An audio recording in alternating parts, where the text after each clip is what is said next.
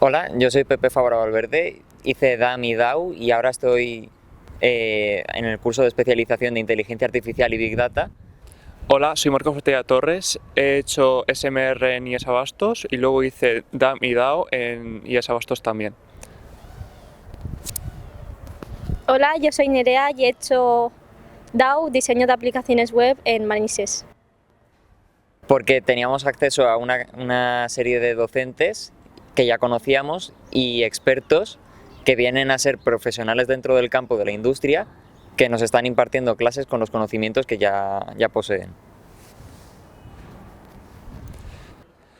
Porque decidí estudiar el curso de especialización ya que en los otros trabajos que he tenido me han comentado siempre Big Data, IA, yo no sé mucho del tema y por tanto este curso me permite hacer una primera toma de contacto, ya que si no tenía que acceder por el camino de la universidad y el del máster, y eso es mucho tiempo, y así para la gente que estudia FP es un camino para acceder más a esto. Yo estudié este curso ya que al terminar el mío dije, bueno, pues voy a estudiar un poco más y este curso me pareció muy interesante por todas las asignaturas que tiene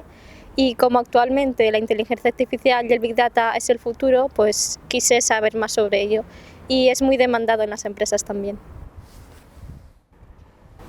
Pues yo destacaría el tener acceso a unos expertos que ya han tenido una cierta experiencia en el campo, así como por ejemplo las posibles ofertas que podemos recibir o conocimiento de otras ofertas no necesariamente en las empresas de los mismos. Algunas ventajas que recibimos gracias a este curso es a diferentes cursos que normal no podríamos acceder al ser estudiantes. Por ejemplo, los cursos de AWS, que podemos hacer bots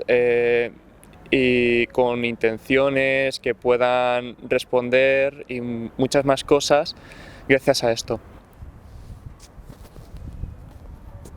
Yo consideraría una ventaja que en este curso utilizamos muchas herramientas y muchas aplicaciones diversas que abarcan una gran variedad de temas y es muchísimo conocimiento que puedes aprender en un curso de solo 600 horas.